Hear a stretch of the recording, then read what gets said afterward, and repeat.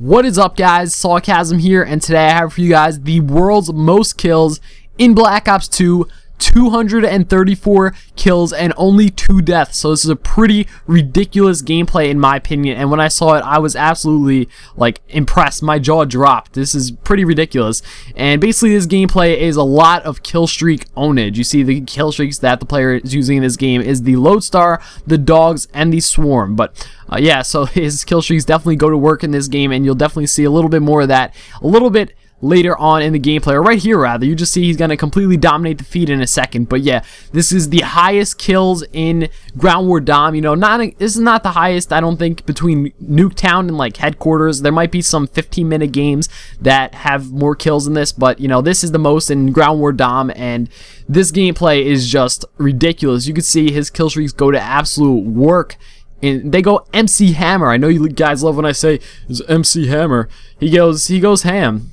He goes green eggs and ham, so it's pretty ridiculous. And a lot of times you'll see his kill streaks rack up and pretty much get his next set of kill streaks. This gameplay is brought to you by the Sly Cure. I will link his channel in the description. He's a new commentator, so you know, he's kind of still learning the commentary scene and you know how to improve on commentaries, but his gameplays are, the couple that he has up are just absolutely phenomenal, and including this one. So this is probably the best gameplay on YouTube in my opinion, hands down. So if you could leave a like on this video, I would truly appreciate it. Let's try to get 1,000 likes. I think that we could do it for this insane gameplay. It's pretty ridiculous, so I think that's easily achievable, and I think you guys can do it because you guys always show me ridiculous support. So I definitely feel we could hit that. But yeah, so back to the gameplay. He's playing Ground War Dom on the map Raid, which in my opinion is the best map for this situation. You know, it's really good for the kill streaks that he's using. It's a really small map, so he's able to get a lot of kills quickly, and yeah, overall everything worked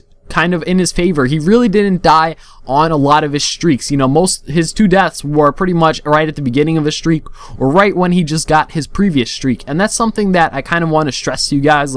If you're having trouble getting gameplays and such, don't stress so much, because believe it or not, the difference between a 85 kill game and a 100 kill game is really very, very minuscule. You know, it's just the difference of 1 swarm. So if you die a couple of kills off a swarm and you end up with 70, 80 kills, you could get very, very close just if you actually got a couple more kills to get that swarm or whatever it is. You know, maybe it's not the swarm for you. Maybe you're using the VSAT and you die a couple off the VSAT. Believe it or not, the difference is very, very small. And this is something that I noticed really early on in the game, is that, you know, the streaks are pretty much make or break your game. So, you know, don't stress if you're having a bad time with it.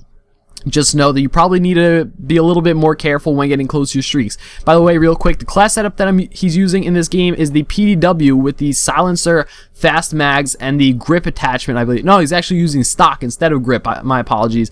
And he says he uses stock for the added mobility. And you know, personally, I'm not a fan of stock with the SMGs. I don't feel like it needs it because it kind of has its own built-in stock.